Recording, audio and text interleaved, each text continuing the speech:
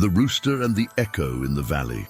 In the rolling hills of a picturesque valley in the United States, where the morning dew sparkled under the first rays of the sun, lived a rooster named Christopher.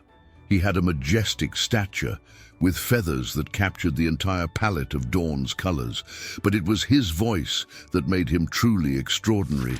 A powerful crow that echoed throughout the valley, announcing the start of each day with undeniable authority. Christopher took immense pride in his voice. To him, it was more than just a simple crow. It was a symbol of his status and importance. Every cock-a-doodle-doo sounded like a royal decree, and he expected all the animals in the valley to treat him with the proper reverence. In stark contrast to Christopher, a small squirrel named Nino lived in the valley. Timid and awkward, Nino spent his days collecting nuts, always trying not to draw attention to himself. He secretly admired Christopher's confidence, but he also feared his sharp words and critical gaze. One Christmas morning, when the valley was covered with a light layer of snow, Nino was going about his usual collection. His tiny arms were full of nuts, and he precariously balanced as he tried to make his way back to his burrow. Christopher, watching from his high perch, saw the scene unfold with a mischievous glint in his eyes. "Hey, look at our clumsy friend!" Christopher shouted, his voice echoing through the valley. "I bet he's going to drop everything before he gets home." As if Christopher's words were a prophecy, Nino stumbled, scattering his nuts across the snow. Laughter echoed through the valley, and the little squirrel felt his ears burn with shame. Satisfied with the impact of his words, Christopher continued, "Maybe if you spent less time sleeping and more time practicing, you wouldn't be so clumsy." Nino, struggling to gather his nuts, felt tears welling in his eyes. He wanted to respond, to defend himself, but the words were stuck in his throat. The little squirrel simply lowered his head and continued his work, trying to ignore the pitying glances and muffled laughter from the other animals. What Christopher didn't realize was that his cruelty was planting seeds of resentment among the valley's inhabitants. Many began to avoid him, fearing they would become the next target of his biting comments. The once respected herald of dawn was transforming into a feared tyrant. Meanwhile, something mysterious was happening in the valley. Christopher's words seemed to take on a life of their own, echoing longer than usual, as if the valley itself wanted to prolong their effect.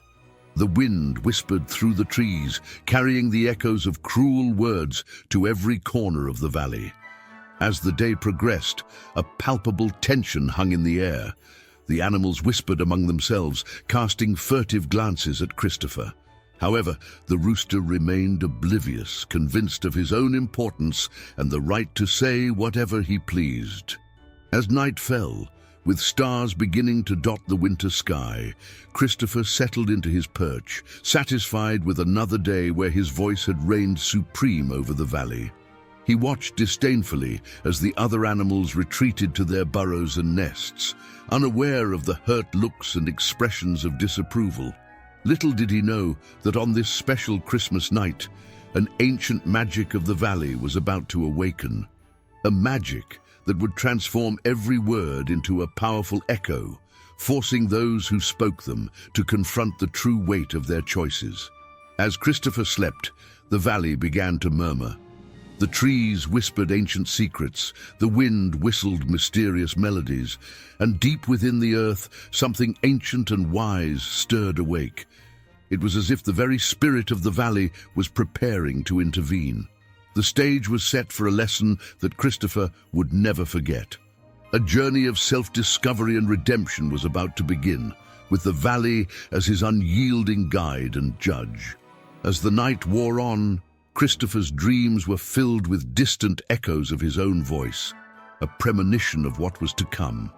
In his restless sleep, he found himself lost in a maze of mirrors, each reflecting a different version of himself, all shouting his own words back at him.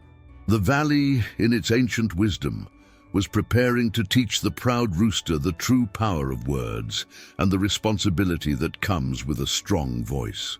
Christopher's transformation was about to begin, and with it, a change that would affect the entire valley and its inhabitants. The valley where Christopher and the other animals lived was a special place hidden among the Appalachian Mountains. Native Americans who inhabited the region centuries ago called it the Valley of Whispers due to the peculiar way sounds echoed among the hills.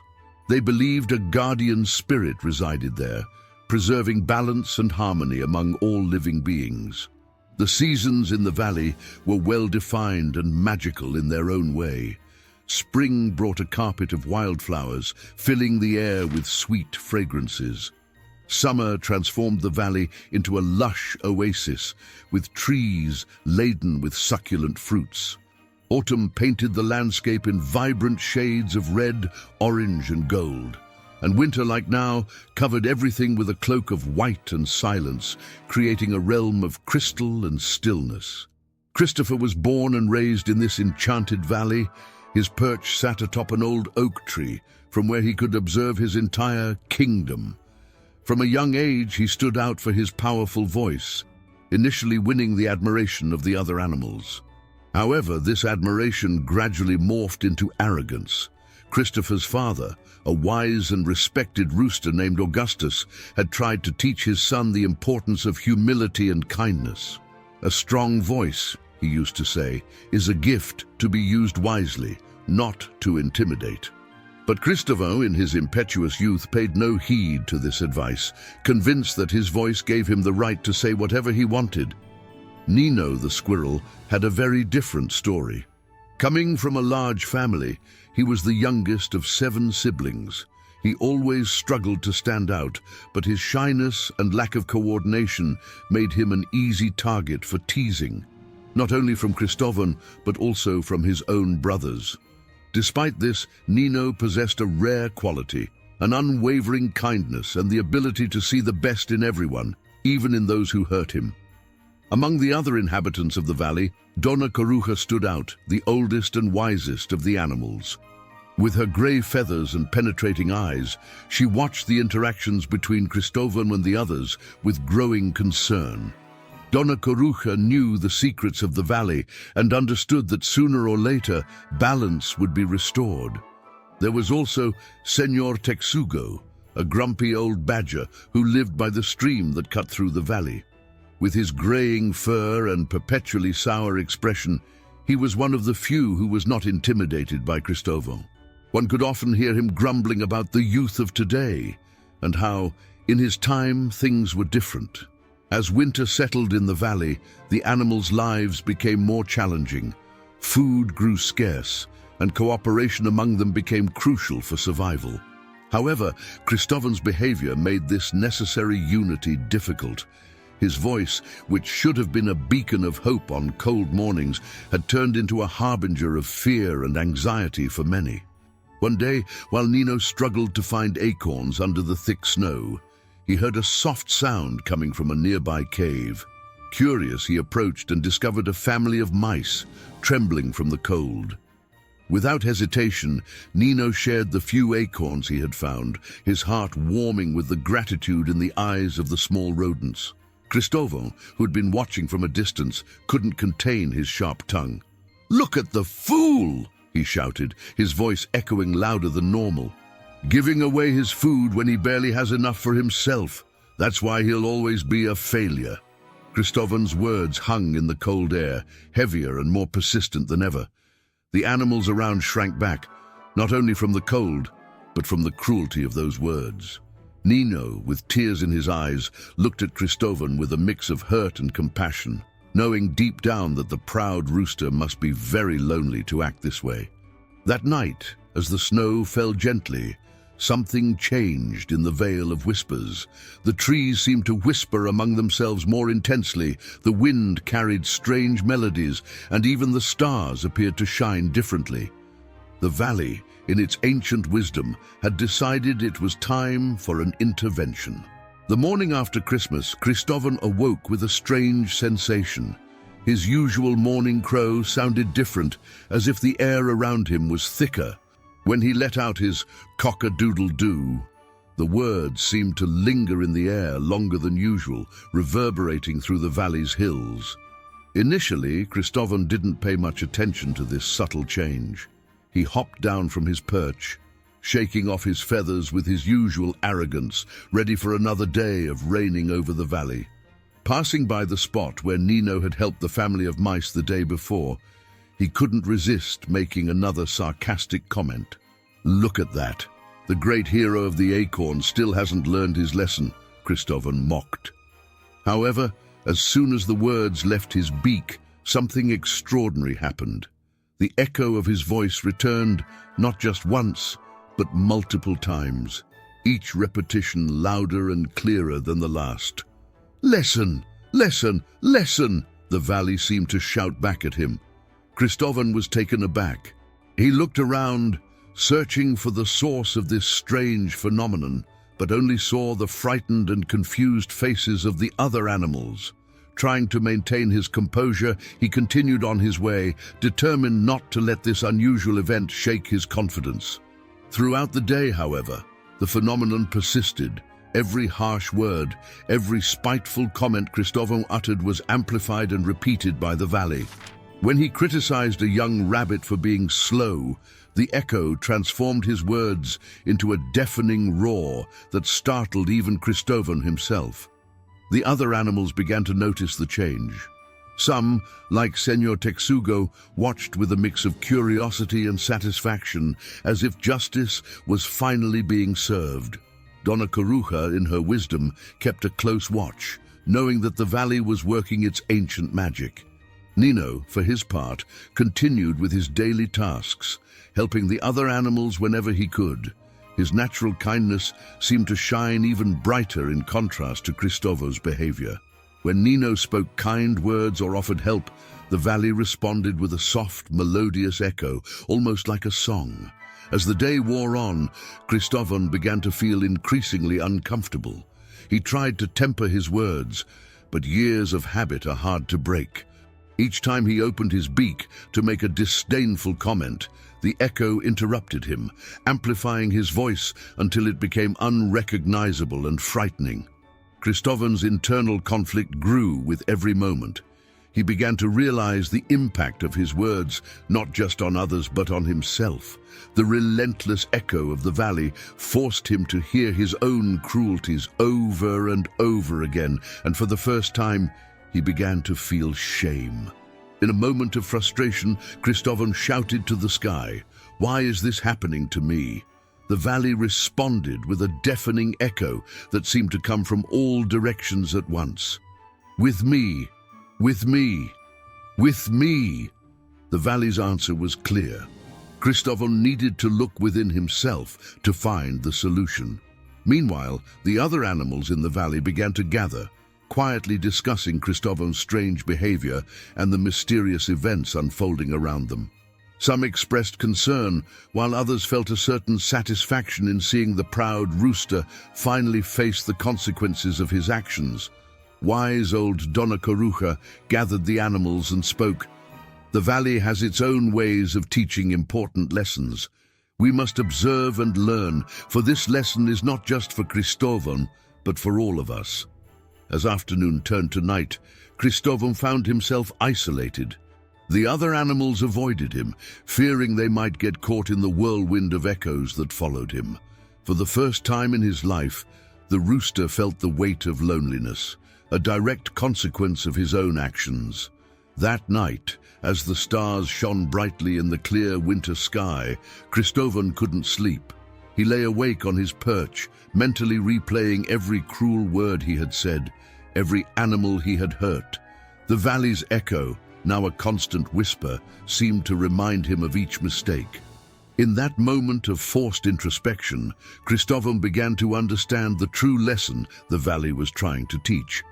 He realized that his voice, a gift that should have been used to unite and inspire, had become a tool of division and fear. With this realization came a decision. Christovan knew he needed to change. But would he be able to overcome years of entrenched habits? And more importantly, would the other animals of the valley be able to forgive him? As Christovan struggled with his crisis of conscience, Nino, the gentle squirrel, faced his own challenges. His family, worried about the scarcity of food, pressured him to stop sharing his acorns with other animals. "You need to think of yourself first," his older brother argued. Nino found himself torn between his generous nature and the need for survival. One afternoon, while searching for food, Nino stumbled upon a hidden glade filled with acorns buried under the snow. It was a treasure that could feed his family for weeks. But as he approached, he heard a soft whimper from a nearby bush. It was a lost and hungry fox cub. Nino hesitated. Helping the cub would mean revealing his secret hiding place and possibly endangering his own family. But ignoring a needy creature went against everything he believed in. This decision would test not only his kindness, but also his courage. Meanwhile, Donna Coruja faced her own dilemma. As the oldest and wisest in the valley, many animals came to her seeking advice on how to deal with Cristóvão and the strange magic that seemed to have taken hold of the place. Some wanted to confront the rooster directly, while others suggested exiling him from the valley. Donna Coruja knew the situation was more complex than it appeared. She could sense that the valley was working to restore balance, but feared that a hasty intervention might disrupt this delicate process. At the same time, she worried about the well-being of the other animals, especially the most vulnerable ones. One night, while pondering these issues, Donna Coruja received an unexpected visit. Mr. Badger, typically reclusive and grumpy, approached her with a worried expression on his wrinkled face. "Something is changing in the valley," he said in a low voice. "The streams are speaking louder. The trees are restless. I fear that if we don't do something soon, we may lose our home." This revelation added a new layer of urgency to the situation. Donna Coruja realized that Cristóvão's transformation was not just a personal matter, but something that affected the balance of the entire ecosystem of the valley. Meanwhile, a young doe named Luna began to question the established order in the valley. Inspired by Nino's kindness and disturbed by Cristóvão's cruelty, she started gathering the younger animals, encouraging them to be more vocal about their opinions and desires.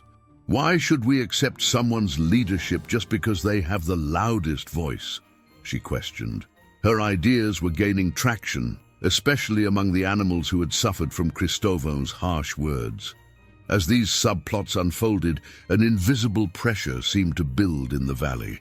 The weather, always unpredictable in the mountains, became even more erratic.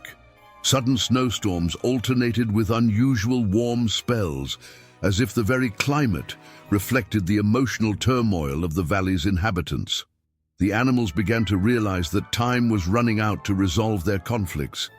A sense of urgency filled the air, mingling with the magical echo that still reverberated through the hills. Cristóvão, isolated in his perch, felt this change.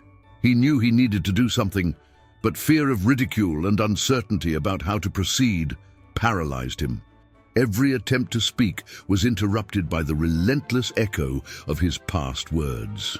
As winter advanced, it became clear that the Valley of Whispers was on the brink of a significant transformation. The decisions made by Cristóvão, Nino, Donna Coruja, and others would not only affect their individual lives, but also the fate of the entire valley. The stage was set for a test that would challenge the courage, compassion, and wisdom of everyone involved. And at the center of it all, echoing through the hills, was Cristóvão's voice, once a symbol of authority, now the key to the redemption or ruin of the Valley of Whispers. The dawn brought with it a palpable change in the air of the Valley of Whispers. A dense and mysterious fog enveloped the ground, winding between the trees and wrapping everything in a surreal silence. It was as if the valley itself were holding its breath, waiting for what was to come. Cristóvão, after a night of insomnia and reflection, decided he could no longer remain silent. He knew he had to face the consequences of his actions, no matter how frightening the echo that pursued him might be. With a determination he didn't know he possessed, the rooster descended from his perch and walked toward the center of the valley. Meanwhile, Nino had spent the night caring for the young fox cub, sharing his precious acorns and offering comfort. His decision to help despite the risks did not go unnoticed. Other animals, inspired by his kindness, began to gather around him, bringing what they could to assist. Mrs. Owl, sensing that something significant was about to happen, called an assembly of all the animals in the valley. She knew this moment could be the key to restoring the balance that had long been disrupted.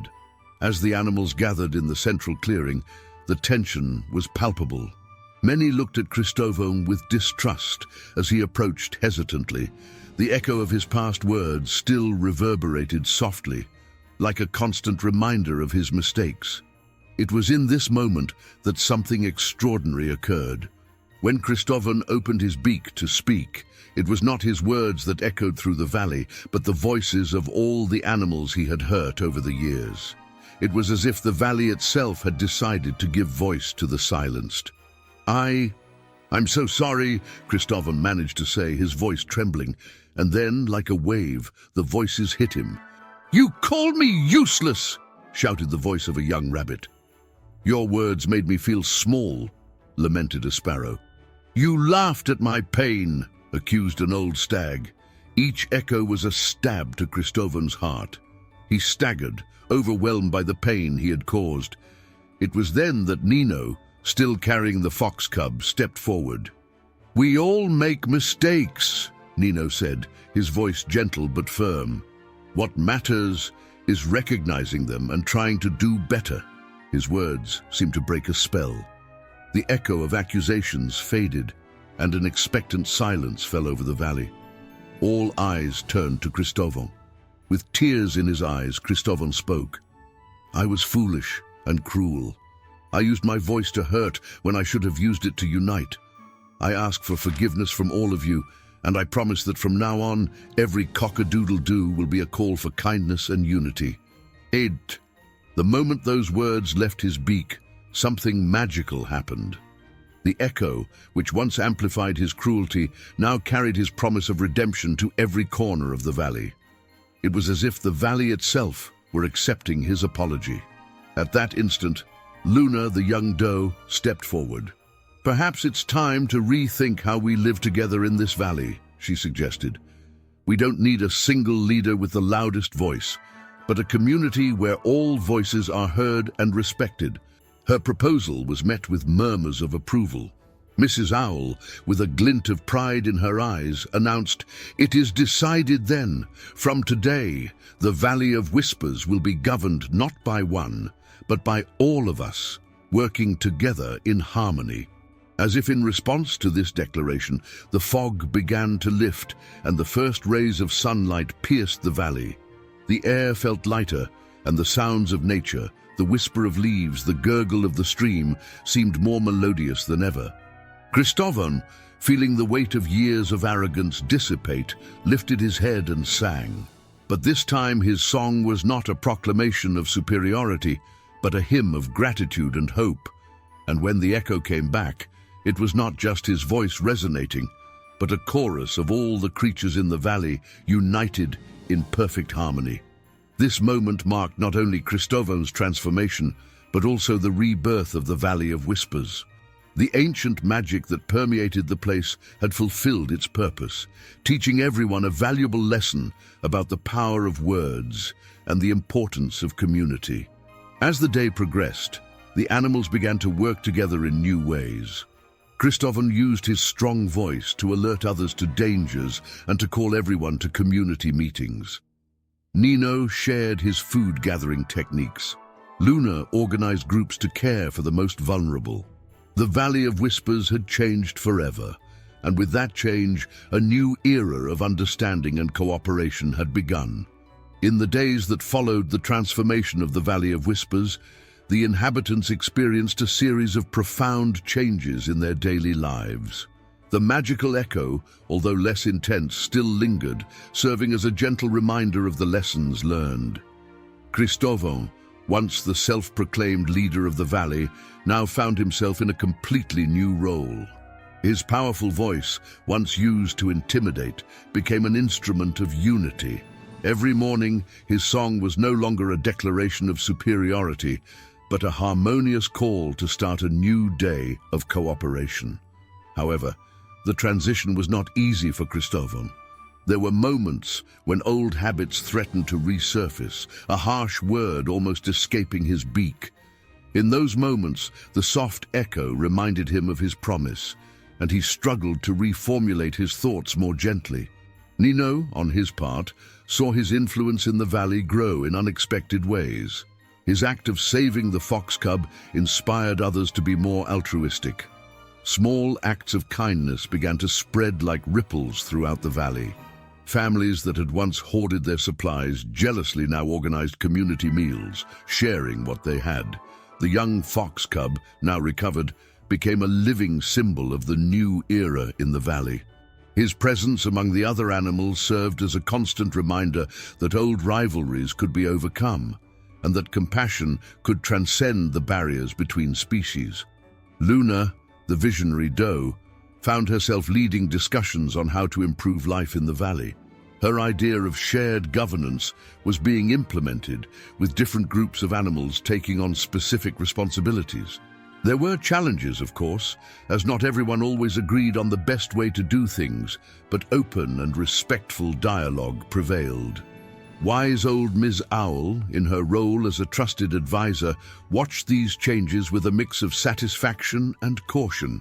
She knew that true transformation took time and that obstacles would arise along the way. With patience, she guided the animals during moments of doubt or conflict, always reminding them of the progress they had already made. Mr. Badger, initially skeptical about all this change, surprised everyone by becoming an enthusiastic advocate for the new way of life. He began sharing stories from the valley's past, connecting the younger generations with the rich history of the place they called home. As the seasons began to change, spring arrived, and the valley flourished in ways that no one remembered seeing before. The flowers appeared more vibrant, and the fruits were more abundant. It was as if nature itself was responding to the newfound harmony among its inhabitants. However, not everything was perfect. Some animals still struggled to adapt to the new way of life. Old rivalries occasionally resurfaced, and there were moments of tension when resources grew scarce. But now, instead of allowing these conflicts to divide them, the animals gathered to find solutions together.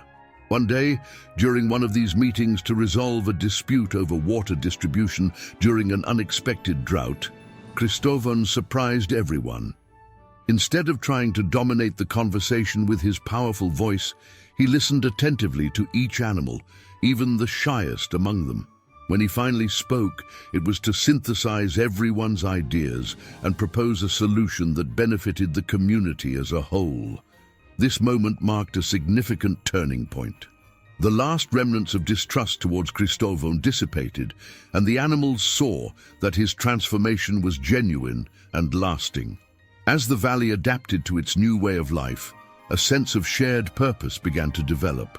The animals realized that they were stronger together, that their differences could be a source of strength rather than division. The Valley of Whispers was becoming an example of how a community could transform through mutual understanding, forgiveness, and cooperation. And as the magical echoes continued to softly resonate through the hills, they were no longer a reminder of past mistakes, but a song of hope for the future. As the months passed, the Valley of Whispers faced new challenges that tested the resolve of its inhabitants and the strength of their newly formed unity. Summer brought an unprecedented heatwave, drying up streams and threatening crops. This crisis presented an opportunity for the animals to demonstrate their growth and capacity for overcoming adversity. Cristóvão, determined to prove that his change was genuine, took the lead in organizing water conservation efforts.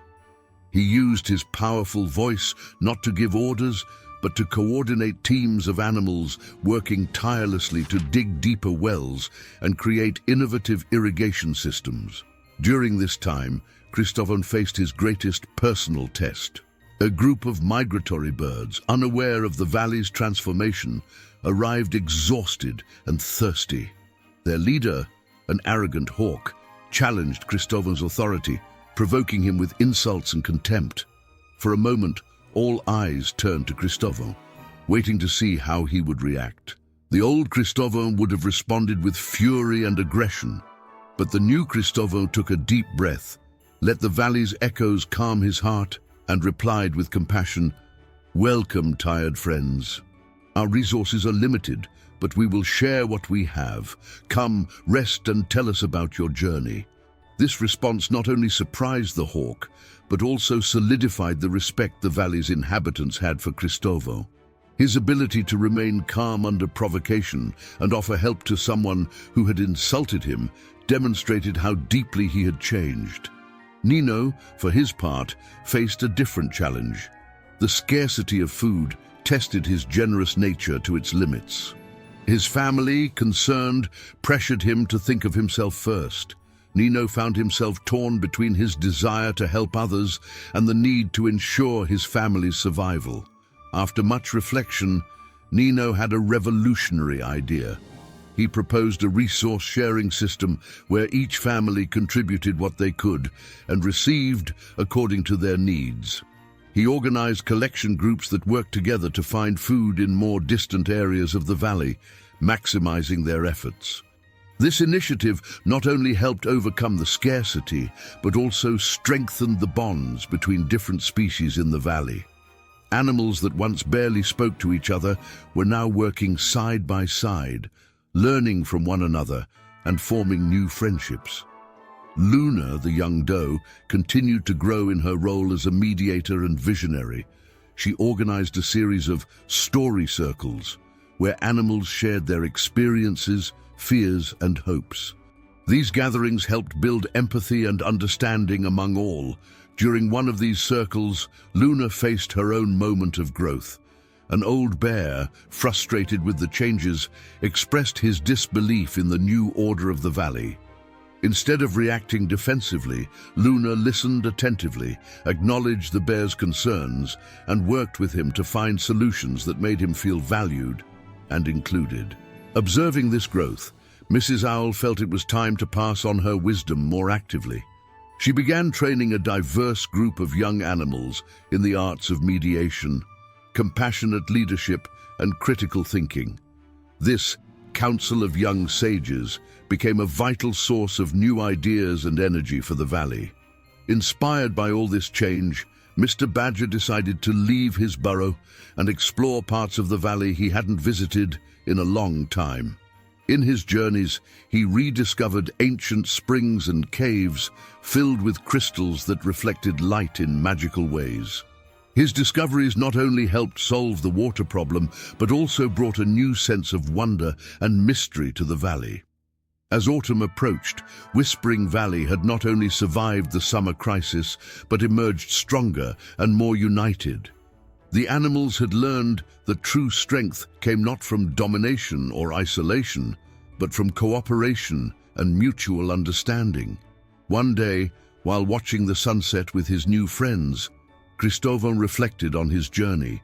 He realized that his transformation had not been just about changing his behavior, but about discovering a new way of being. His voice, once a tool of division, was now an instrument of harmony.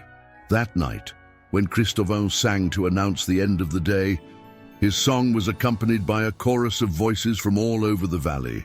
The magical echo amplified this symphony, sending it beyond the mountains as a testament to the power of transformation and growth. Whispering Valley had become more than just a home. It was now a living symbol of how forgiveness, understanding, and cooperation could create a truly harmonious community. As autumn advanced, a sense of anticipation hung over Whispering Valley. The animals, now united and strengthened by their shared experiences, felt that something significant was about to happen. The valley's magical echo, which had been their guide and teacher throughout the months, seemed to be intensifying, as if preparing for a grand finale. During one of his early morning reconnaissance flights, Cristóval noticed something strange on the horizon. A thick, mysterious fog was forming at the edges of the valley, slowly advancing toward the heart of their home. Concerned, he called for an emergency meeting. The animals gathered in the central clearing, their faces a mix of curiosity and apprehension. Cristóvão shared his observations, his voice now calm and measured, a stark contrast to the authoritative tone he once used. "Friends," he began, "it seems our valley is facing a new challenge. An unknown fog is approaching, and we do not know what it may bring." Nino, always practical, suggested sending teams to investigate the fog up close. Luna proposed that the more vulnerable animals be moved to higher ground as a precaution. The Council of Young Sages, trained by Mrs. Owl, offered to coordinate the preparation efforts. As the animals discussed and planned, Mr. Badger cleared his throat, capturing everyone's attention. I think I've seen something like this before," he said, his voice trembling with age and emotion. "In the ancient stories of the valley, there is talk of a magical fog that appears once every 100 years. They say it brings a great trial for the valley's inhabitants." A hush fell over the assembly as everyone absorbed this information.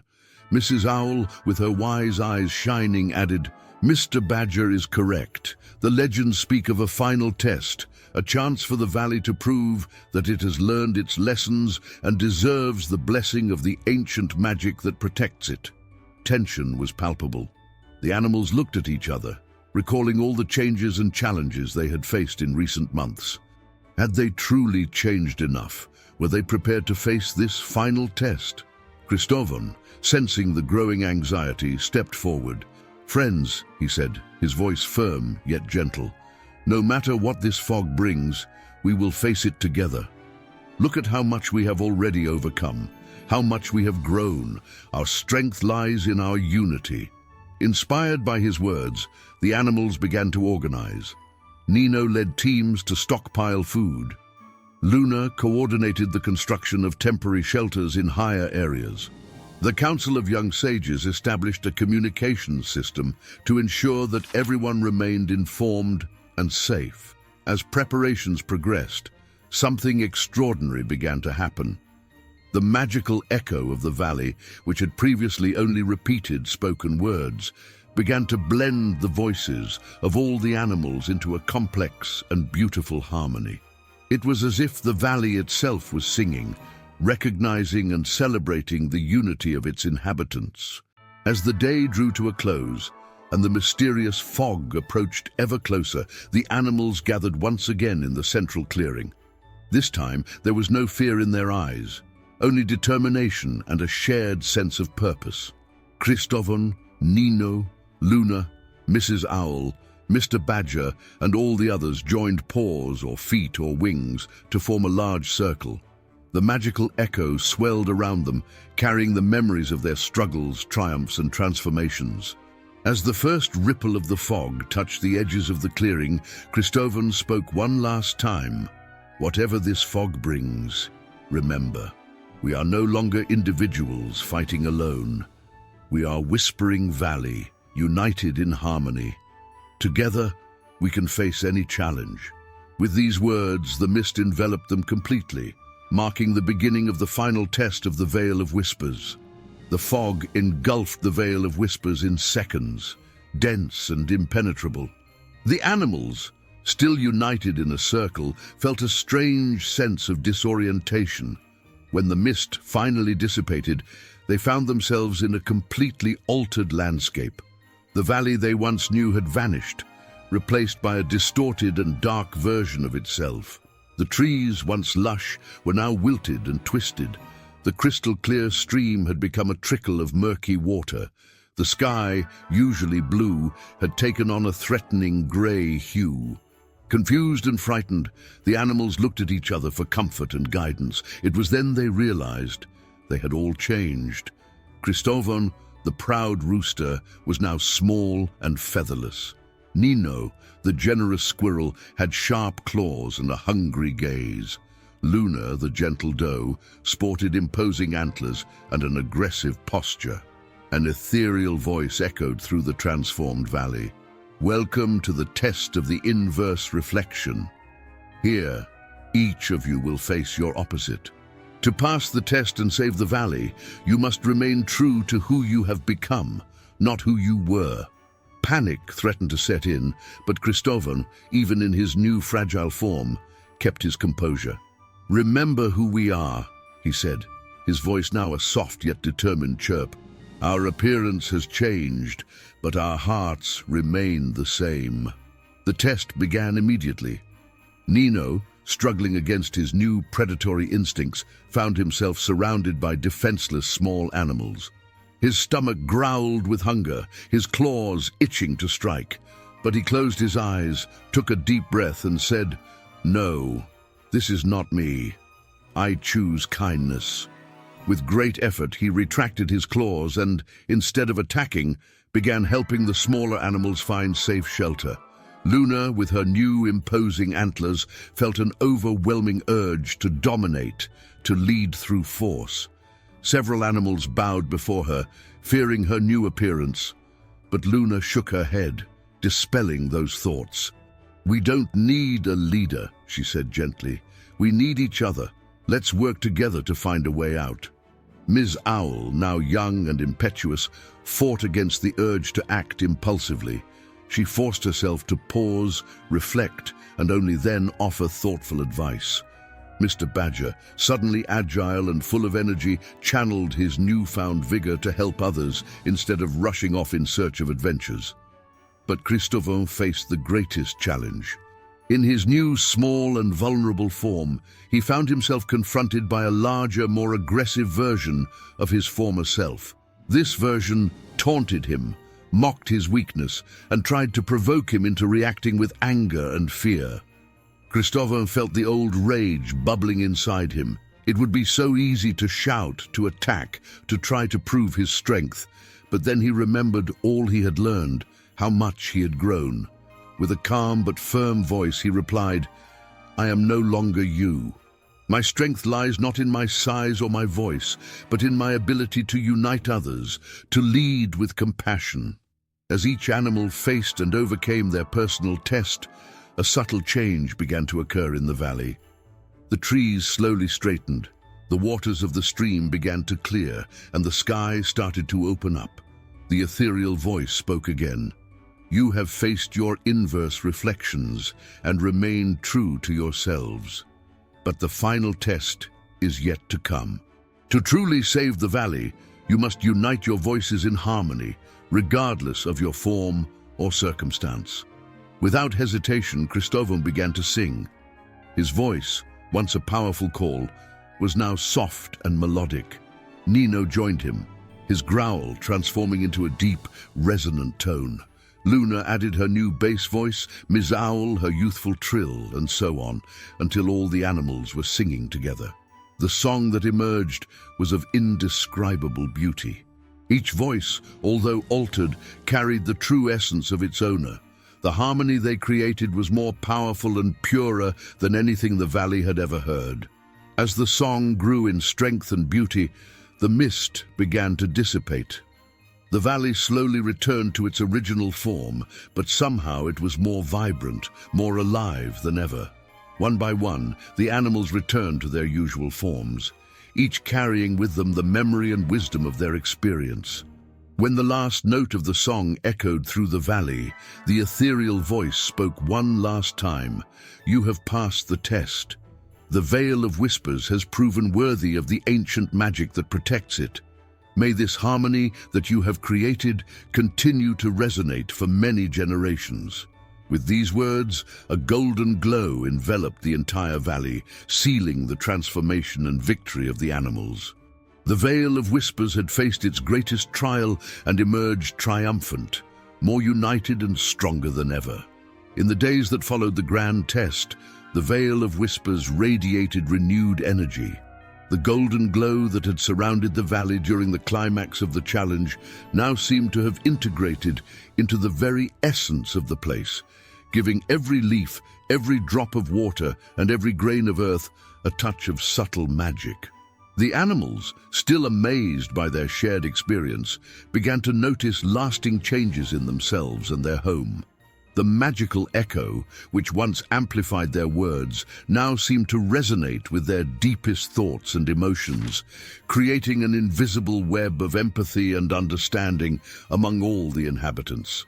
Christovan, although he returned to his rooster form, retained the humility and wisdom he had acquired.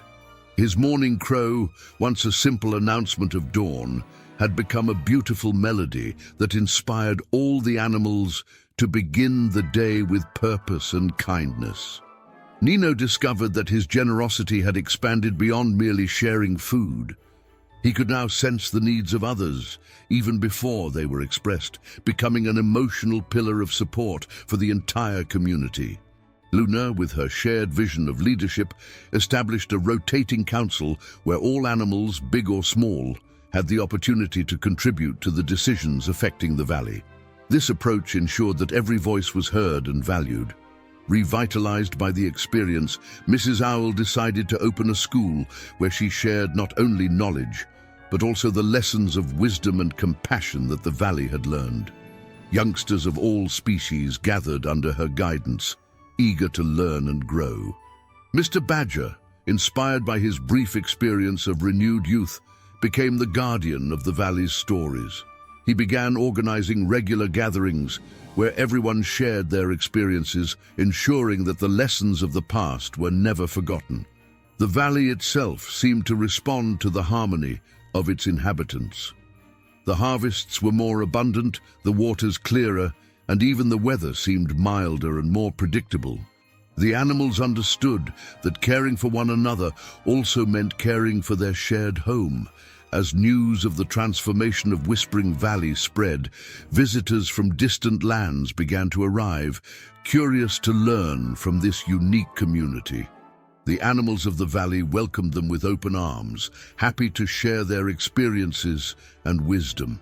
On a starry night, as the valley's inhabitants gathered for yet another communal celebration, Christopher looked around and felt a wave of gratitude.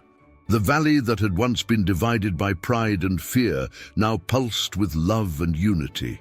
When he opened his beak to sing, his voice blended perfectly with those of all the others, creating a symphony of harmony and hope. Whispering Valley had become more than just a place. It was a living testament to the power of transformation, forgiveness, and unity. And so, under a sky full of stars, with the magical echo amplifying their song of joy, the animals of Whispering Valley celebrated not only their triumph over adversity, but also the ongoing journey of growth and love that lay ahead. Years passed, and Whispering Valley flourished more than ever. Christopher, now a wise elder, proudly observed the new generations growing up in harmony. The magical echo, though softer now, still lingered, a gentle reminder of the lessons learned. One morning, a young chick approached Christopher, curious about the ancient stories. With a smile, the old rooster began, "Once upon a time, there was a valley where words held power." As he spoke, the wind whispered among the trees, carrying echoes of the past and promises of the future. Whispering Valley continued its journey, always evolving, always learning, always united. Just when you thought the tale had ended, a new story begins. The Swan and the Silent Lake Deep, within a millennia-old forest in the United States, where century-old pines reached for the sky and crystal-clear streams wound through mossy rocks, lay the legendary Silent Lake. Its waters, a blue so deep it seemed to reflect the very firmament, remained in constant tranquility, as if time had paused there. In this ethereal landscape, Lucius, a majestic swan with plumage as white as freshly fallen snow, glided gracefully over the mirrored surface of the lake. His long neck arched in elegant curves as he navigated seemingly effortlessly, creating only the faintest of ripples on the placid water. But the exterior serenity of Lucius masked an inner unrest. His bright black eyes constantly scanned the shores of the lake, searching for an audience to witness his spectacle of beauty and grace. The swan carried with him a burning desire for recognition, a nearly palpable need to be admired and praised by all around him. In stark contrast to Lucius's proud demeanor lived Leonel, an old wrinkled frog on the muddy banks of the lake. His olive-green skin bore the marks of decades of wisdom, and his amber eyes radiated a deep understanding of the world around him. Lionel spent his days in quiet contemplation, observing the comings and goings of the forest creatures with an enigmatic smile on his broad face. While Lucius incessantly sought attention, Lionel found contentment in stillness. The wise frog had long learned that true worth did not lie in others' approval, but in the inner peace that comes from self-knowledge. One particularly tranquil morning, when the dew still sparkled on the leaves and a gentle mist hovered over the lake, the contrast between the two beings reached its peak. Lucius, in yet another of his elaborate displays, glided in ever-widening circles, his wings partially open, creating a spectacle of whiteness against the blue waters. He stretched his neck, executed precise spins, and partially submerged only to emerge in a burst of shimmering droplets, all in the hope of capturing the admiring gaze of some hidden spectator. Lionel, from his quiet corner on the bank, observed the performance with a mix of compassion and curiosity.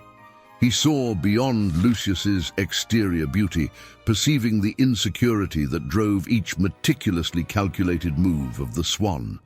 It was at this moment that the old frog decided to intervene. With an agile leap that belied his age, Lionel positioned himself on a nearby rock in Lucius's path. When the swan passed, absorbed in his solitary dance, Lionel's rough yet gentle voice cut through the air. "Young Lucius, why so much effort to break the sacred silence of this lake?" Surprised, Lucius stopped abruptly, creating small ripples on the previously still surface. He turned to face Lionel, a mix of irritation and curiosity in his gaze. "What do you mean, old Lionel? Do you not see the beauty I bring to this monotonous place?" Lucius replied, his voice laden with wounded pride. Lionel smiled patiently. "I see much more than you imagine, young friend. I see a being of great beauty, yes, but I also see a restless heart seeking outside what can only be found within." The frog's words struck Lucius like lightning on a clear day. For a moment, the mask of arrogance slipped from the swan, revealing a vulnerability he fought hard to conceal. "But how can I be valued if I do not show myself to the world?" Lucius asked, his voice now a whisper of insecurity. Lionel responded with a question. "And who decided that your worth depends on the eyes of others?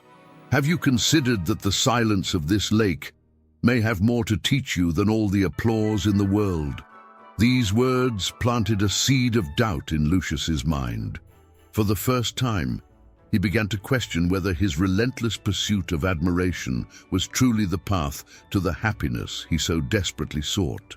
As the sun rose in the sky, tinting the lake with golden hues, Lucius remained still, contemplating Lionel's words. The old frog, having fulfilled his role, quietly returned to his spot on the bank, leaving the swan to his thoughts. In that moment, a gentle breeze swept through the trees, carrying with it the whisper of a promise for change. The silent lake was not just an isolated body of water, it was the pulsating heart of a complex and interconnected ecosystem. Its shores were home to a variety of creatures, each with a unique role in the tapestry of wildlife. In the trees surrounding the lake, grey squirrels leapt from branch to branch, their fluffy tails waving like banners in the wind. They watched Lucius with a mix of admiration and perplexity, whispering among themselves about the swan's strange obsession with his own image. Beneath the crystal-clear surface of the lake, a vibrant community of fish swam in colorful schools. Rainbow trout, with their iridescent scales, glided gracefully, while robust bass patrolled the deeper waters. For them, Lucius was both a figure of respect and an occasional source of irritation when his displays disturbed the underwater peace. In the air, a variety of birds called the lake home. Blue herons fished patiently in the shallow waters, their slender silhouettes reflected in the calm surface.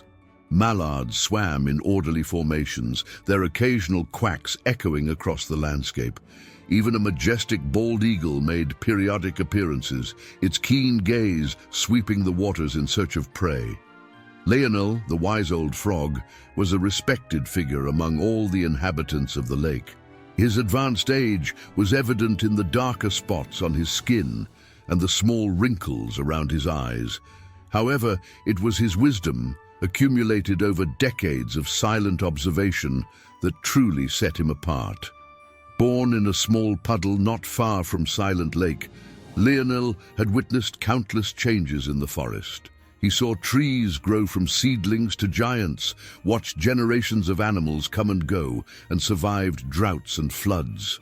Each experience added a layer to his understanding of the world, making him the unofficial advisor to all the residents of the lake. Lucius, on the other hand, was relatively new to Silent Lake. Born in a smaller pond a few kilometers away, he arrived at Silent Lake during his first migration, drawn by its crystal-clear waters and abundant food.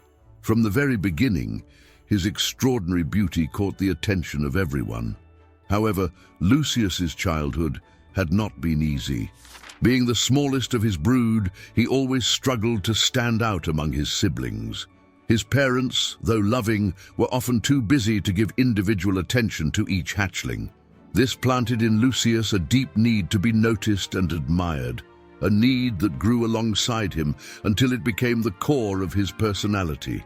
As Lucius grew, his beauty became increasingly evident. His white feathers were brighter, his neck longer and more graceful than any other swan's. But along with this beauty came insecurities. Every compliment, every admiring glance became a necessary validation, a temporary remedy for the emptiness he felt inside. Silent Lake, with its atmosphere of calm and introspection, represented both a refuge and a challenge for Lucius. Here, far from his family's expectations and the busier lakes, he hoped to finally find the constant admiration he so desperately sought. But the lake's silence, instead of being a stage for his displays, became a mirror reflecting his own insecurities back at him. As the seasons passed on the lake, each brought its own beauties and challenges. In spring, wildflowers dotted the shores with vibrant colors. Summer brought long days and warm nights, perfect for contemplating under the stars. Autumn painted the forest with shades of gold and red, a final explosion of color before winter. And even in the cold months, when a thin layer of ice covered parts of the lake, there was a serene beauty to the white and silent landscape. It was in this setting of constant change and eternal beauty that the story of Lucius and Lionel unfolded. A story about the search for true meaning in beauty and self-worth. As the days passed in Silent Lake, Lucius began to face challenges that tested his newfound serenity. A group of wild ducks arrived at the lake, bringing with them a commotion that disturbed the peace Lucius valued so much. The ducks, led by a drake named Drake, were noisy and restless. They swam in circles, flapping their wings and quacking incessantly. Drake, in particular, seemed determined to turn the lake into a chaotic playground for his gang. "Hey, Whitey!" Drake shouted at Lucius one day. "Why are you just standing there like a statue? Let's liven up this lake." Lucius felt a wave of irritation rise within him. He took a deep breath, recalling the lessons he had learned about inner peace. "Friend," he replied calmly, "this lake has its own music. Perhaps if you listen closely, you can hear it too."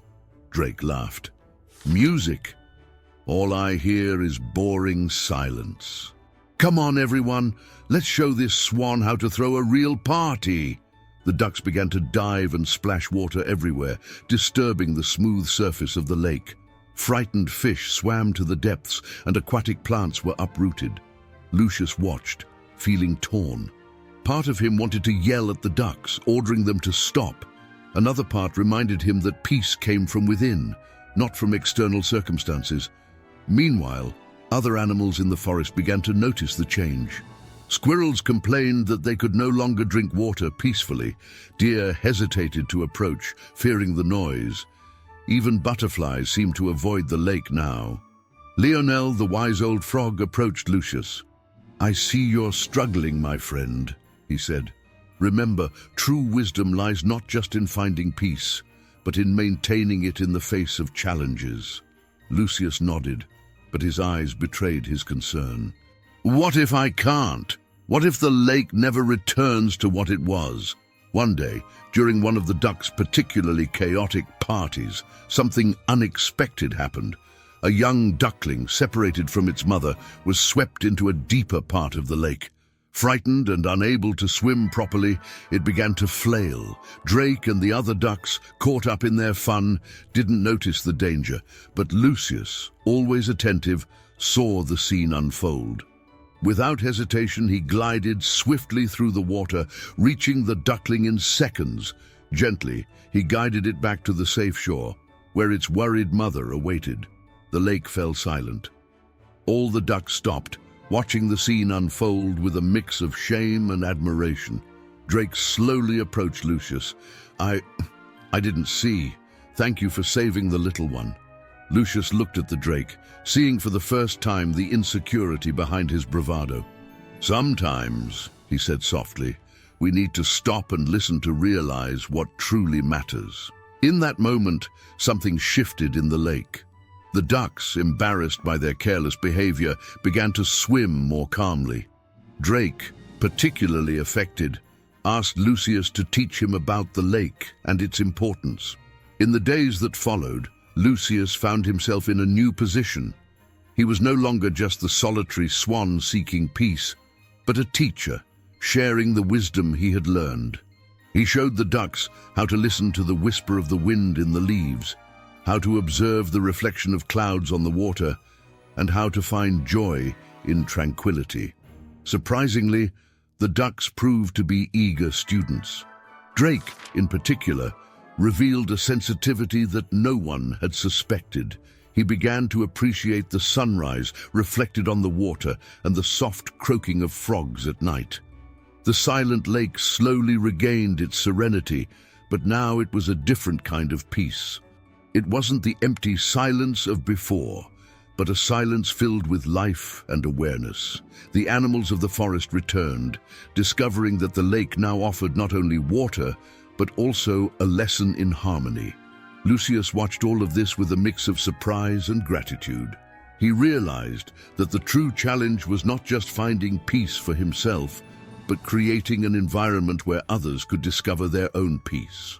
The conflict he had feared so much transformed into an opportunity for growth for everyone.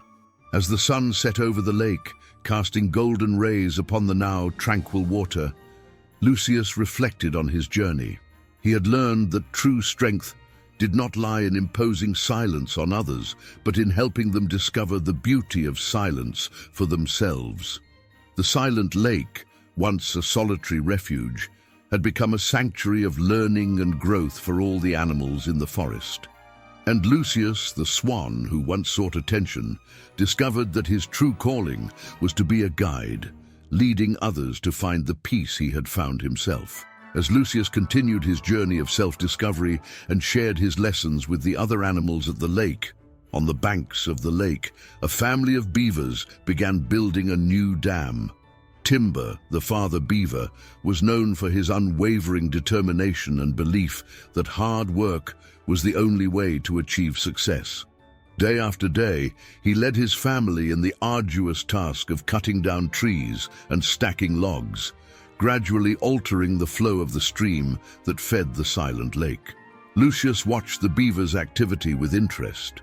He admired their dedication, but he also noticed how the constant noise of their work disturbed the serenity of the lake. The fish were becoming agitated, and some birds had moved to quieter areas. One afternoon, Timber approached Lucius. "Swan," he said, his voice rough from exhaustion, "you spend all day floating around doing nothing. Don't you feel useless?" Lucius smiled gently. "Everyone has their own pace, friend Timber. What seems like inactivity may actually be deep contemplation." Timber snorted, unconvinced. Contemplation doesn't build dams or protect families.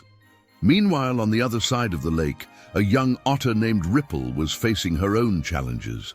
Unlike her sisters, who were excellent swimmers and fishers, Ripple was afraid of deep water. She spent hours on the shore, anxiously watching the center of the lake, wishing she could muster the courage to join her family in their water games. Lucius noticed Ripple's hesitation and, remembering his own insecurities from the past, decided to help her. Day after day, he gently approached her, talking with her and encouraging her to take small steps toward the water. "The lake may seem scary," he told her one day, "but it can also be your greatest teacher. Listen to what it has to say." Inspired by Lucius's words, Ripple began spending more time in the shallow water, learning to feel the gentle movements of the waves and finding comfort in the lake's cool embrace. As summer progressed, an unexpected drought began to affect the region. The lake's level dropped, and the stream that fed it diminished to a trickle. The Beaver's Dam, which once seemed like an inconvenience, was now crucial for maintaining the balance of the ecosystem. Timber and his family worked tirelessly to adjust the dam, trying to balance their own home's needs with those of the larger lake. The stress of the situation was pushing Timber to his limits. One night, exhausted and frustrated, Timber collapsed by the edge of the lake. Lucius, noticing his despair, swam over to him. "You were right," Timber murmured. "All this work, and yet I can't control nature." Lucius shook his head gently. "It's not about control, my friend. It's about harmony. Your hard work was not in vain. It prepared us for this moment. Now, we need to learn to work with the lake, not against it." Meanwhile, Ripple, who had gained confidence in the shallow waters, realized that her skills were exactly what was needed in this moment of crisis. She could easily navigate the shallower areas of the lake, helping to rescue small fish trapped in drying puddles and moving aquatic plants to safer areas. The drought brought all the lake's inhabitants closer together, forcing them to collaborate in ways they had never imagined. Timber learned the value of balance between work and reflection. Ripple discovered that her peculiarities could be unique strengths. And Lucius saw how his lessons of peace and self-awareness could be applied in times of crisis. As they worked together to preserve their home, a new understanding emerged among the animals of the silent lake. They realized that each of them, the hard-working beaver, the timid otter, the contemplative swan, had a vital role to play in the great cycle of life. And so, facing unforeseen adversities, the inhabitants of the lake discovered a profound truth. True strength comes not just from action or contemplation, but from the harmonious union of both. Autumn had arrived at Silent Lake, painting the trees around it in hues of gold and red. The harmony that Lucius, Timber, and Ripple had built seemed unshakable. However, fate had other plans to test the wisdom and unity of the lake's inhabitants. One chilly morning, a strange sound echoed through the forest. It was a mechanical roar, distant yet threatening, causing the birds to take flight in panic. Alarmed, Lucius swam to the lake's edge, where Leonel was already watching with concern. "What is that, Leonel?" Lucius asked, his voice trembling slightly. The old frog frowned. "Humans," he replied gravely, "and not just a few." In the following days, the noise grew louder. Heavy machinery advanced through the forest, cutting down trees and clearing land. The animals of Silent Lake watched in horror as their home was destroyed. Timber, the beaver, was the first to act. "We can't just stand here," he exclaimed, gathering his family. "Let's build more dams, make access to the lake harder." Ripple, the young otter, swam nervously in circles. "But what if that's not enough? What if they just destroy our dams?" Lucius observed everything in silence, his heart heavy. The lake, once a refuge of peace, was now surrounded by palpable fear. He knew he had to do something, but what? It was then that something unexpected happened. A group of human children, led by a girl with red hair, appeared at the lake's edge. Unlike the adults with their machines, they seemed enchanted by the beauty of the place. The red-haired girl knelt by the water's edge, her eyes shining with admiration as she spotted Lucius. "Look," she whispered to her friends. "I've never seen such a beautiful swan."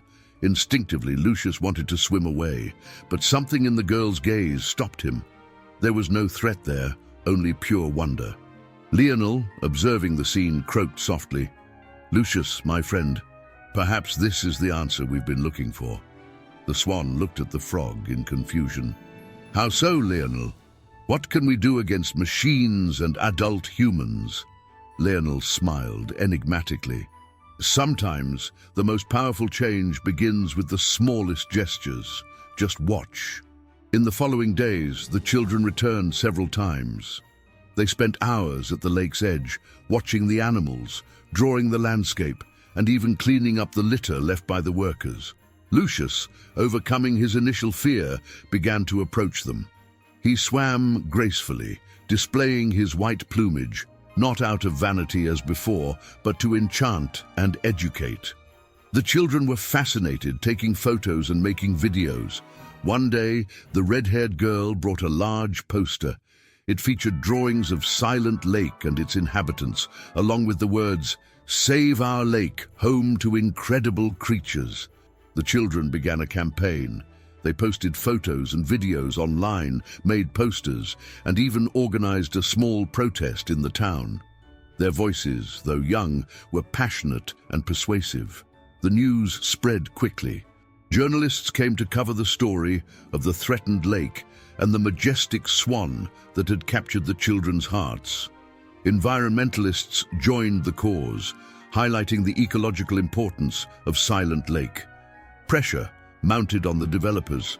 Meetings were held, heated debates erupted at City Hall, and at the center of it all was the image of Lucius, the white swan, a symbol of the natural beauty that was about to be lost.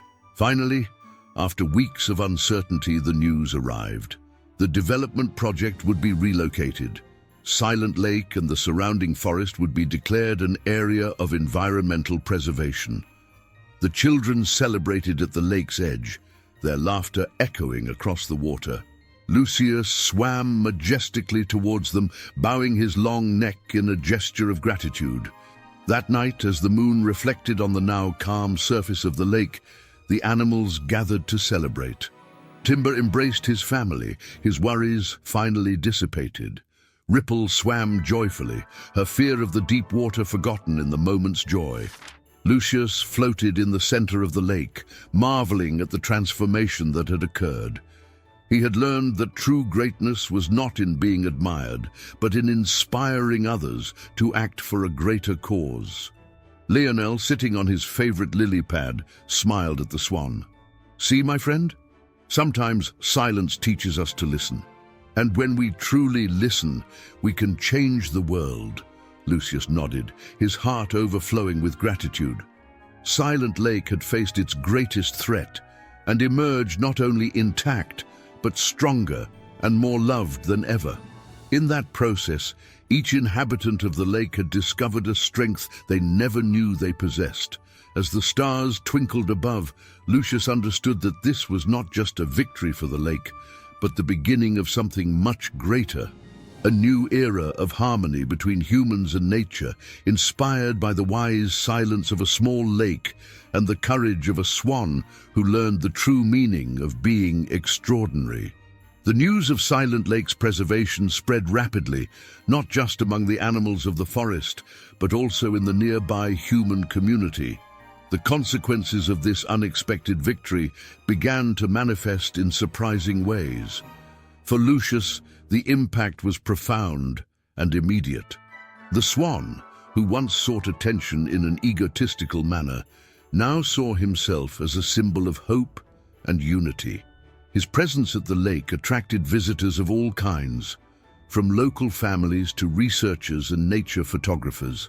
Lucius needed to learn how to balance his new role as a celebrity with his ongoing quest for inner peace.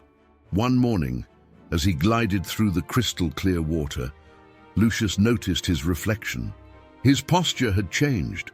No longer did he carry a vain arrogance, but rather a serene dignity that stemmed from a greater purpose. "Who would have thought," he murmured to himself, "that I would find my true self by becoming part of something bigger?" Timber the beaver experienced a similarly profound transformation. His tireless work, once focused solely on his family's survival, gained new meaning. The newly established park authorities recognized the value of his dams to the local ecosystem.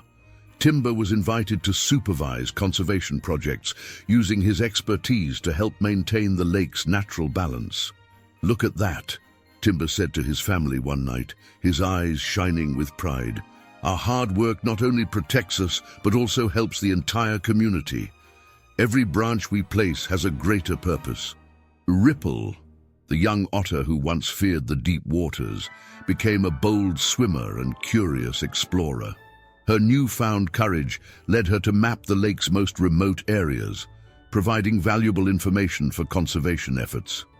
She became the underwater eyes and ears of Silent Lake, alerting others to any changes or potential threats. "Who could have imagined," she cheerfully told Lucius one day as she emerged from a deep dive, "that my greatest fear would become my greatest strength?" The old frog Lionel, in his wisdom, watched these changes with a satisfied smile. He saw how the crisis had united not only the animals, but also created an unexpected bridge to the human world. The children who had started the campaign to save the lake became regular visitors. They established a young naturalists club dedicated to learning about and protecting the local ecosystem. Their presence brought renewed energy to the lake, their laughter and enthusiasm blending harmoniously with the natural sounds of the forest. The red-haired girl, a natural leader of the group, often sat by the lakeshore, drawing the animals and the landscape. One day she showed Lucius one of her drawings, a stunning depiction of the swan gliding under the moonlight. "You've taught us so much," she whispered, though she knew the swan couldn't understand her words, about beauty, courage, and the importance of protecting what we love. The impact extended beyond the immediate boundaries of the lake. The story of Silent Lake and its inhabitants inspired other communities to fight for their natural areas. Conservation projects began to emerge in neighboring regions, creating ecological corridors that benefited an even greater variety of wildlife. However, not all consequences were immediately positive. The increase in visitors, although well-intentioned, sometimes disturbed the tranquility that had defined Silent Lake for so long. Lucius and his friends had to adapt to this new reality, finding a balance between welcoming humans and maintaining the sanctity of their home. One night, as the last visitors departed and the sun set, casting golden rays over the water, Lucius gathered with Timber, Ripple, and Lionel on the lake's shore. "Our world has changed," Lucius said, looking at his friends. Lionel nodded wisely. "Change is the only constant in life, my friend. The question is, what will we do with it?" Timber splashed his tail in the water, thoughtful. "We have a responsibility now, not just to ourselves, but to everyone who comes here in search of peace and inspiration." Ripple dove and resurfaced, her eyes sparkling. "And to future generations, both of animals and humans." Lucius gazed at the starry sky that was beginning to emerge. "Then this is our new challenge, not just to live in harmony with the lake, but to teach others to do the same." As night fell over Silent Lake, its guardians contemplated the future. They knew new challenges would arise, but they also understood that together they had the strength and wisdom to face them. As the seasons passed, Silent Lake and its inhabitants faced new challenges that tested their resilience and newly acquired wisdom. The balance between preservation and accessibility became a delicate dance, requiring constant adaptation from everyone. Lucius, now recognized as the symbolic guardian of the lake, found himself faced with responsibilities he had never imagined. One day, a group of careless tourists dropped litter into the water. The old Lucius would have ignored it or waited for someone else to resolve the problem. The new Lucius, however, acted promptly. Swimming to the trash, he skillfully pushed it with his beak to the shore, where the children from the Young Naturalists Club collected it, applauding the swan's action. This simple act inspired a regular cleanup campaign led by the children and supported by the animals. "Look at that," commented Lionel, watching proudly, "how a small action can trigger great changes." Lucius nodded, realizing that his influence extended far beyond his physical beauty. "Every choice we make," he reflected, "is a lesson for someone who is watching." Timber, the beaver, faced his own set of challenges. With the increased interest in the lake, there were requests to build walkways and observation points. Initially resistant to the idea, Timber soon realized he could use his experience to ensure these structures were built sustainably and with minimal impact on the environment. Working alongside human engineers, Timber helped design structures that blended harmoniously with the natural surroundings. Their dams inspired ecological construction techniques, proving that the wisdom of nature could inform human innovation. One afternoon, as Timber proudly inspected a new footbridge, he reflected, "I never thought that building bridges would mean more than just stacking wood. Now we're building bridges between species." Ripple, on the other hand, discovered that her role extended beyond exploring the depths of the lake. Her natural curiosity led her to investigate subtle changes in water quality and fish populations. Unbeknownst to her, she had become a vital sentinel for the health of the ecosystem. One day, Ripple noticed a troubling change. Some aquatic plants were dying in a specific area of the lake. She quickly alerted Lucius, who, in turn, brought the issue to the attention of human researchers. It turned out that a small chemical leak was affecting that part of the lake. Thanks to Ripple's early warning, the problem was resolved before it could spread. "Who would have thought," Ripple said to Lucius, "that my dives for fun would become so important? Every wave I make now serves a purpose." The lake itself seemed to respond to the care and attention it received. The waters became even clearer. Wildlife thrived, and a sense of harmony lingered in the air. However, with this prosperity came a new challenge: maintaining balance. A particularly hot summer brought an increase in algae population. The lake, once crystal clear, began to look murky in some areas. This new problem required an unprecedented collaboration between animals and humans. Lucius led an effort to stir the waters in stagnant areas, creating movement that discouraged excessive algae growth. Timber and his family built small, strategic dams to improve water flow. Ripple and other otters helped remove the excess aquatic vegetation. Meanwhile, human scientists closely monitored the situation, providing guidance based on their observations. This joint effort not only resolved the algae issue, but also further strengthened the bond between the lake's animal guardians and their human allies. It was a powerful lesson about the interconnectedness of all living beings and the power of collective action. One evening, after weeks of hard work, Lucius, Timber, Ripple and Lionel gathered by the lake to watch the sunset. The waters had returned to their usual clarity, reflecting the sky in shades of pink and orange. "Look at us," Lucius said, his voice filled with admiration. "Who could have imagined how much we would grow?" Lionel smiled wisely. "Growth rarely comes without challenges, my friends. It's like the lotus that must struggle through the mud to bloom." Timber nodded, his calloused paws testament to his hard work. "Every obstacle we overcome makes us stronger, wiser." Ripple briefly dove and emerged, her eyes sparkling. "And every victory reminds us why we fight so hard." As the stars began to dot the night sky, the four friends remained in contemplative silence. Each had grown far beyond their previous limitations, discovering strengths and abilities they never knew they possessed. The silent lake, once just a tranquil body of water, had transformed into a living symbol of harmony between nature and humanity.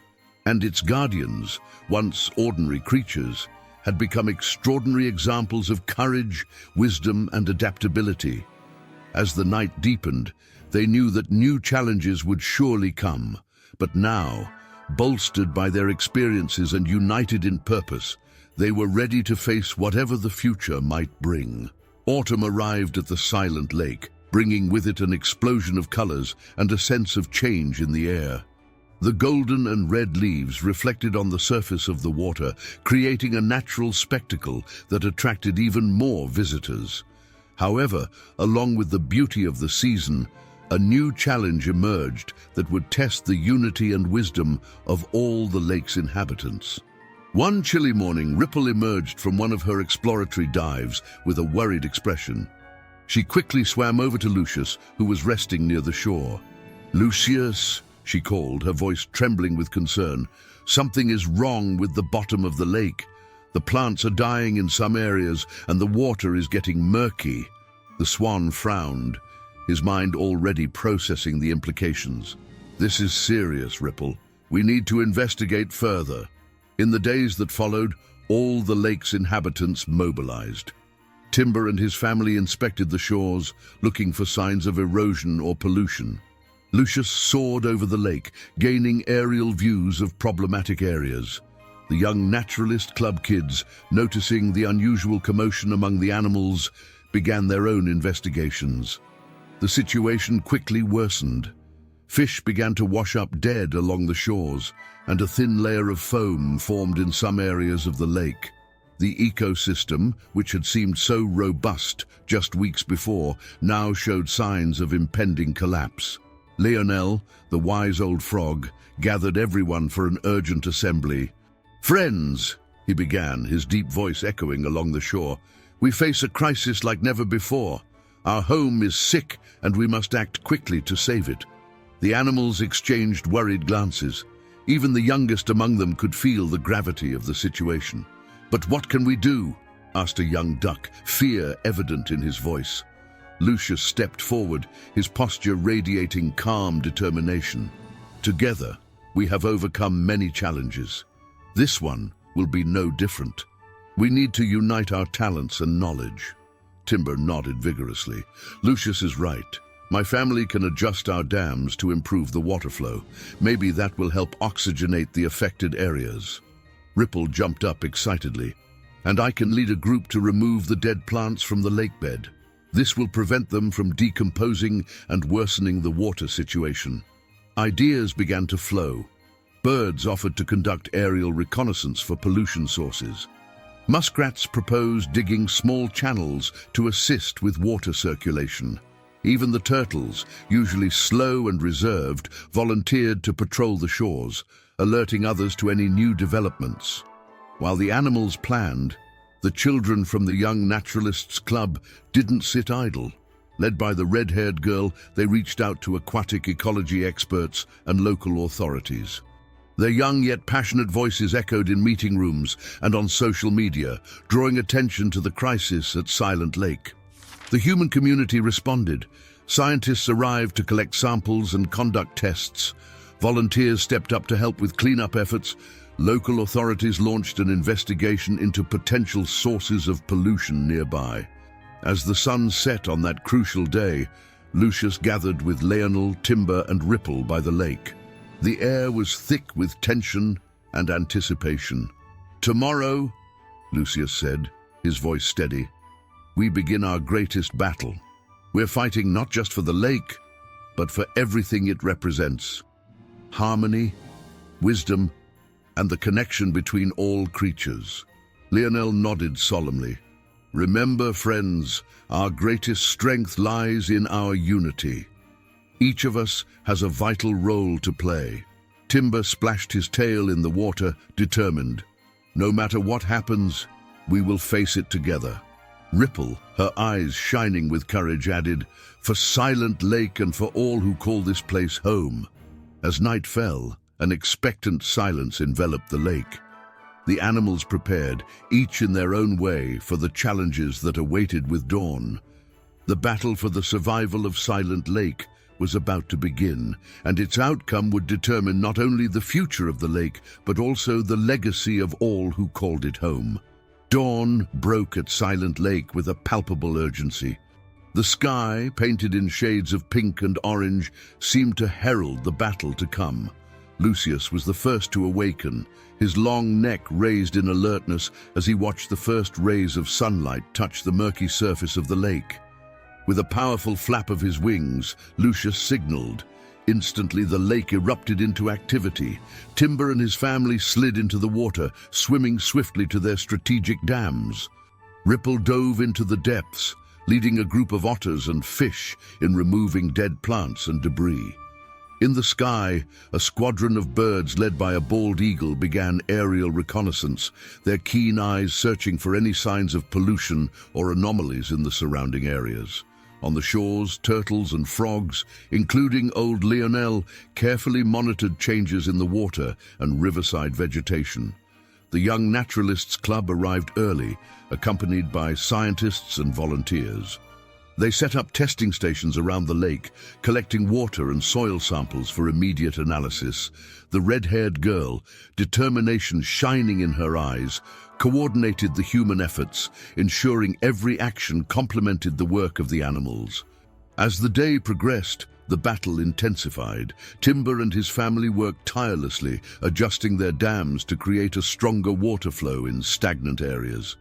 The sound of their tails slapping against the water echoed across the lake, a constant rhythm of determination. Ripple surfaced several times, sharing valuable updates on the cleanup.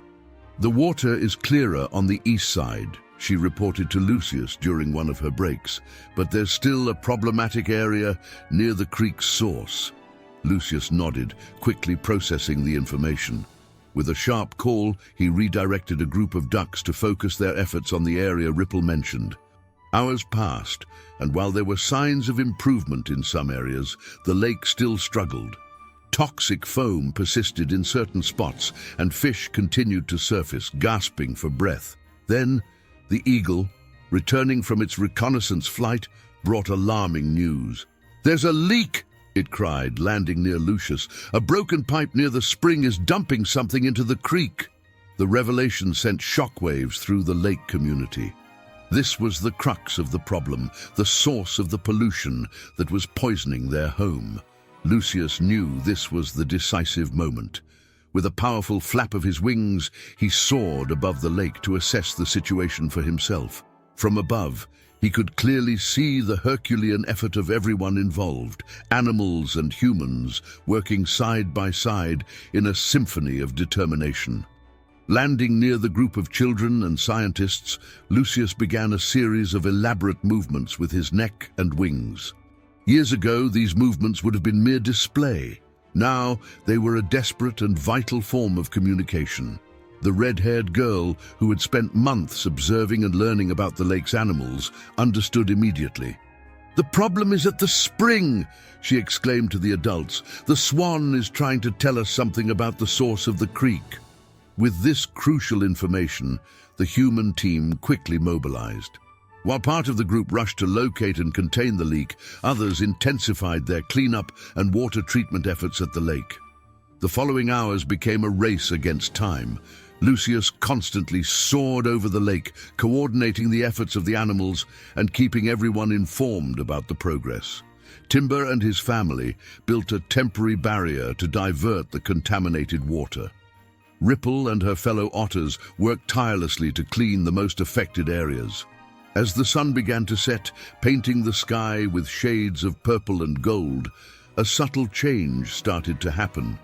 The toxic foam began to dissipate. Fish that had hidden in the depths started to return to the shallower waters. The very air felt lighter, as if the lake was letting out a sigh of relief. Finally, when the first stars began to appear in the sky, the red-haired girl ran to the edge of the lake, her eyes shining with excitement. "We did it!" she shouted. "The leak has been contained, and tests show that the water is recovering." A roar of joy erupted from all corners of the lake. Birds sang, frogs croaked, and even the fish leaped from the water in celebration. Lucius glided majestically through the center of the lake, his chest swelling with pride and gratitude. That night, as the moon rose over Silent Lake, there was a palpable sense of transformation in the air.